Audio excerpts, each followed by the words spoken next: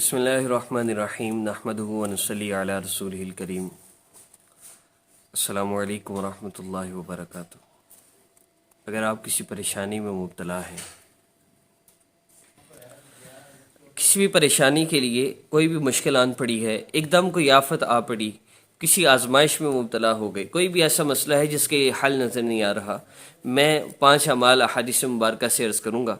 3 احادیث مبارکہ ہیں، مفہوم عرض کر رہا ہوں۔ نمبر 1، حضرت حذیفہ رضی اللہ تعالیٰ عنہ ارشاد فرماتے ہیں کہ جب نبی علیہ الصلوۃ والسلام کو کوئی سخت امر پیش آتا تو آپ صلی اللہ علیہ وسلم نماز کی طرف متوجہ ہوتے تھے۔ دوسرا عمل، نبی علیہ السلام نے ایک صحابی دعا فرما رہے ہیں، آپ صلی اللہ علیہ وسلم نے فرمایا، میرے صحابی جب تم اللہ رب العزت سے دعا کرو تو اللہ رب العزت کی عظمت اور بڑائی بیان کرو، اس کے بعد جتنا ہو سکے مجھ پہ درود پاک پڑھو، اور پھر اس کے بعد جو چاہو اللہ سے مانگ لو۔ تو یہ 3 اعمال اس میں ہوں گے، اللہ رب العزت کی عظمت اور بڑائی، نبی علیہ السلام پہ جتنا ہو سکے درود پاک، اور اس کے بعد جو اللہ رب العزت سے مانگنا چاہیں اس کے لیے آپ دعا۔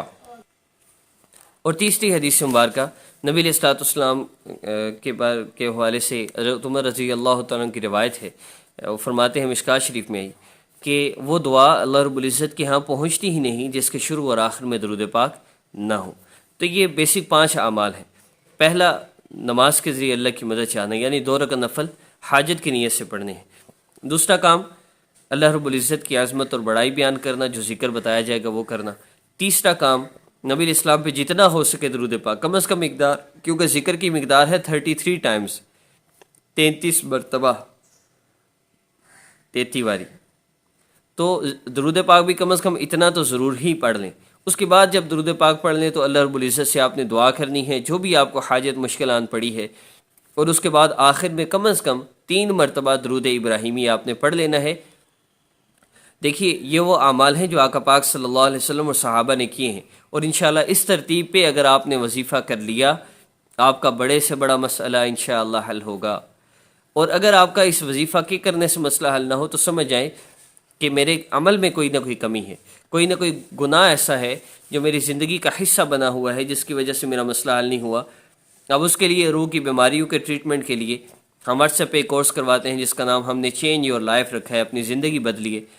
وہ ایک عمل ہے جو ہم کرواتے ہیں جس سے اللہ رب العزت کا تعلق بھی ملتا ہے، گناہوں سے نفرت ہوتی ہے، نیکیوں کا شوق پیدا ہوتا ہے۔ وہ جب روح کی بیماری ٹھیک ہوتی جاتی ہے آہستہ آہستہ، تو اعمال کرنے کو دل کرتا ہے۔ جس طرح بھوک، جسم بیمار ہو بھوک نہیں لگتی، کھانے کو دل نہیں کرتا نا، لیکن بندہ میڈیسن کھاتا ہے، بیماری کا آرام آتا ہے، کھانے کو دل کرتا ہے۔ اسی طرح روح کی بیماری ٹھیک ہوتی ہے، اعمال کرنے کو دل کرتا ہے، گناہ زندگی سے نکلتے جاتے ہیں، اور ایک وقت آتا ہے بندے کو اللہ کا تعلق ملتا ہے، اور اس تعلق کے بعد بندہ ایک دفعہ صرف وظیفہ کرتا ہے، اس کا مسئلہ حل ہو جاتا ہے۔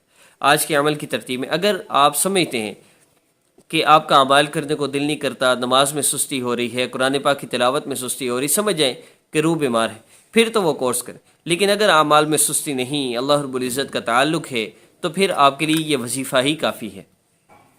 اب اس وظیفہ کی ترتیب میں عرض کرتا ہوں، آپ نے 3 مرتبہ درود پاک آخر میں لازمی پڑھنا ہے، اس کو بھولنا نہیں۔